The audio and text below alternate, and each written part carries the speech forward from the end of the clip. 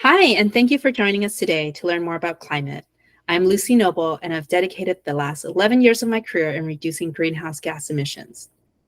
Now, I want to raise awareness about environmental issues and the urgent need to address climate change. I'll be talking to experts in this field and sharing key insights in bite-sized pieces with you. I invite you to join me in this journey to understand and combat climate change, where each episode brings actionable insights and solutions. And today we're talking to Cindy Liu. Cindy is a business and technology strategist with nearly 15 years of experience in a variety of industries, primarily energy and petrochemicals, as well as high tech and aviation. Cindy and I were classmates at UC Berkeley, where Cindy obtained her BS in chemical engineering.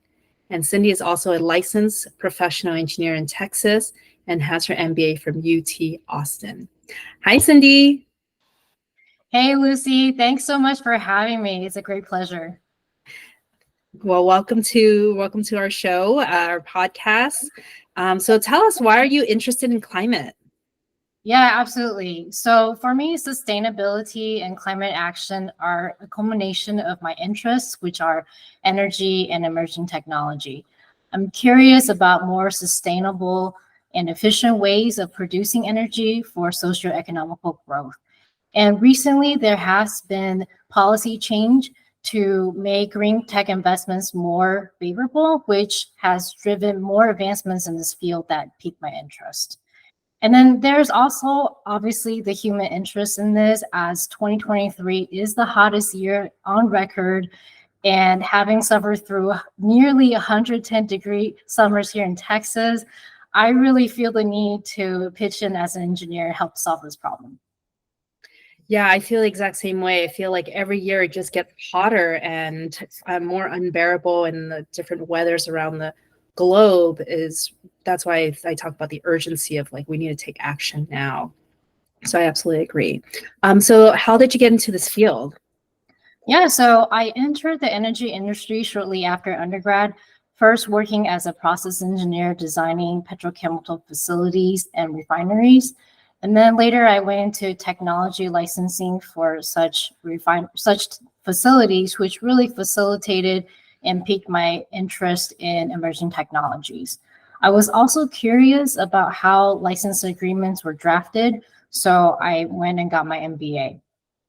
And after I got my MBA, I became a consultant helping clients in the energy space. And I really enjoyed helping them crafting go-to-market strategies for new technologies and products the most. That's great. I really like your background in terms of, the kind of petrochemicals background, and then like trying to help them angle it to be more innovative and sustainable. And so those are the exact direction we need to go. And recently, there's one of the largest international meetings around the world discussing climate change, COP28. This year was the 28th annual UN climate meeting, where governments from around the world discuss how to limit and prepare the future for climate change. It was held in Dubai in the UAE in late November, and it wrapped up earlier this month. So what did you think about the conference? Yeah, so really quickly, COP stands for Conference of the Parties of the United Nations Climate Change. And it's the annual World Climate Conference that's been held since the original UN agreement was signed in 92 for scientists to set research-based limits and for governments to come and agree on such limits and set climate change policies to limit global warming. And this conference started off with some controversy. Like you said, it was held in Dubai, which is the capital of UAE, which is a top oil producing country whose 2021 GDP of over $653 billion comes from oil trade. On top of that, the president of COP28 is Sultan Al Jaber, who also serves as the head of ADNOC, Abu Dhabi National Oil Company, which is the state-owned oil company of UAE. Now, many critics pointed out his conflict of interest, and supposedly he was going to use the conference to strike oil deals on the side, which of course he denied. Who were some of the attendees that attended this conference? Yeah, so like I said, scientists and government officials and representatives attended. And for this year, it was the largest conference to date with over 70K attendees, which obviously presents the largest carbon footprint ever. And also for the first time, you could see who the attendees worked for. And it revealed that the over 2,000 fossil fuel lobbyists in attendance, which by the way is a 4x from last year's number, outnumber all the representatives from the 10 developing nations that are suffering the most from climate change. There's also a little bit of skepticism about how it was put together. Like I said, many heads of state attended, and because of their status, they opted to take private jets, with some of them from the same country even taking separate jets. Mm-hmm. Now, there were pictures of these jets bound for an oil-producing country stuck in Munich because of unseasonably snowy weather, which further highlights the irony of the situation. That is very ironic. with all the attendees and the interest in oil, but really everyone's going there to talk about climate, and I think that's the important factor of it. What was your biggest takeaway from all the discussions and the news coming out of the conference? Yeah, so this conference was definitely historic, but there were a lot of caveats around it. And I'm going to talk about the two biggest accomplishments. The first one is that for the first time, countries agreed on the need to transition away from coal, oil, and natural gas, which avoided the quote unquote phase out language that really offended the producers. And they did so with the conference ending 24 hours past the scheduled time. Now, while this language definitely seems historic, it's really business as usual, since it just restates the commitments the governments have made in the past, and their failures to do so, to transition away, because there are no specifics on how to do so, nor is there a timeline specified. So as such, governments will interpret this however it favors them. For example, China, one of the major emitters, is unlikely to cancel its new program that subsidizes hundreds of coal-fired power plants that is coming online 2024. Now, the second biggest accomplishment is around climate finance. And what I mean by that is that the Loss and Damage Fund could start handing out money. And this is something they agreed on last year, where richer countries, typically the ones that have benefited from industrialization and historically the major emitters and contributors to global warming, would pay the poorer countries that have yet to benefit from industrialization and that are already facing effects of climate change. Now, you're seeing big pledges from Germany and UAE, $100 million, UK, 60 million pounds, 10 million from Japan, 225 million euros from the EU, and 17.5 million from the US. Now, this initial pledge, which is about $725 million, seems like a lot, but really represents less than 0.2% of the $400 billion a year UN estimated climate loss that developing nations are facing. And not to mention, this is behind the pledge they already made 14 years ago that were to give $100 billion a year. Wow, that is a huge part of the economy. Yeah, thank you for sharing that. And what was surprising that you learned from the conference? Yeah, so through looking at the progression, I was really curious about which countries had the largest missions, who was benefiting the most from industrialization, like I said, and possibly even wasting energy. And what I found that some countries with the largest energy intensity, which is a measure of total energy use per dollar GDP, include Iran, Canada, Russia, UAE, and China in descending order. Now, China, India, and Indonesia also have the largest CO2 emission increases from 2017 to 2022 and uses the least amount of low carbon energy. And this really leads me to the second surprise that I found, which is that we, meaning China, India, and even the US, are still very dependent on coal-fired power, which contributes largely to methane emissions, the second largest and most prominent greenhouse gas.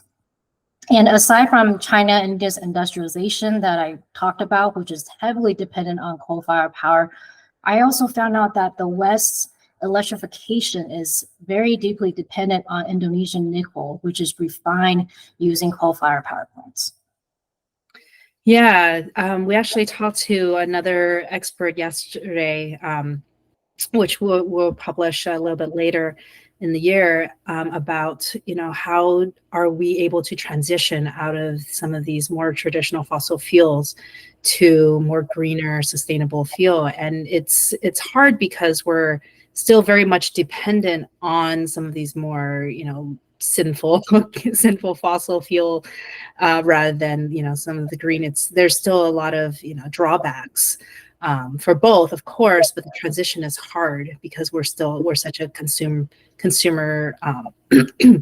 consumer economy, and we're increasing our consumption as we industrialize, as we grow more, and our nation is continuing to grow. So that makes it really hard to transition. So for our listeners, what is your final advice for our listeners for any call to action, after hearing all these political talk and discussion as Earth, all the leaders are here talking about climate change? What is your takeaway? Yeah, so I have 3 takeaways for our listeners today. One is keep your side of the street clean. And what I mean by that is make sensible and sustainable choices. And I mean that in both senses of the word, sustainable for our environment, but also sustainable for you, for your own lifestyle, something that you can keep up with. The second takeaway is that definitely understand that your voice matters. Now, green tech, while it's definitely transformative, it requires a lot of upfront capex like most energy projects do. And people make choices depending on economics, often choosing something that's cheaper, which is neither good or bad, it's just reality. So if the demand is there, prices will come down, making more green choices come onto the market. And I want to echo something that one of your previous experts had expressed, which is that because green tech is expensive, not only does it take private investments, but also government investments in terms of subsidies to make it affordable in the marketplace. So especially in this inflationary environment. So if this is something that you're truly passionate about, vote for those that will speak your voice and pass the public policy that you want. And the last, let me just jump in there. Yeah, that's exactly right. And that was a discussion with Lucy Liu. She was episode 1. And yeah, definitely, whatever laws that get passed, just make it easier for people to, adhere to it. One of the examples that she always brings up is, lead paint. It wasn't really a thing, no one really cared about that, and people used paint. They didn't really care about if it was lead or not. And then there was a regulation. Yeah, lead paint is bad, we're getting rid of that. And now that's not a thing that we even think about. And because it's the policy and regulation that's being placed in. And I think I agree with you and her that once we have more government regulation around sustainability and carbon products, and reducing our carbon footprint, and that will actually lead to some behavior change. Yeah, absolutely. And the last takeaway I have for folks is that y'all are doing great by being here today, listening to this exact podcast, because it shows that you have curiosity about our world and what you can do to help. Now, keep asking the hard questions like, does taking a private jet to a climate conference held at a petronation make sense? Or where does the metals in my EV come from? Those sort of tough questions. And the more we engage in these conversations, the more they'll keep the powers that be accountable, and less crucial climate issues will get swept under the rug, so to speak. Thank you for that. Yeah, and I think just having these conversations is really helpful for both sides to understand what are the pros and cons of our actions. So I really appreciate that. Thank you, Cindy. And to our audience, if there's a particular topic that you're curious or interested about, just let me know, message me directly or leave a comment. Your input helps shape our future episodes. And don't forget to subscribe and join us next week for more insightful discussions. Together, let's explore solutions and take action for a healthier planet.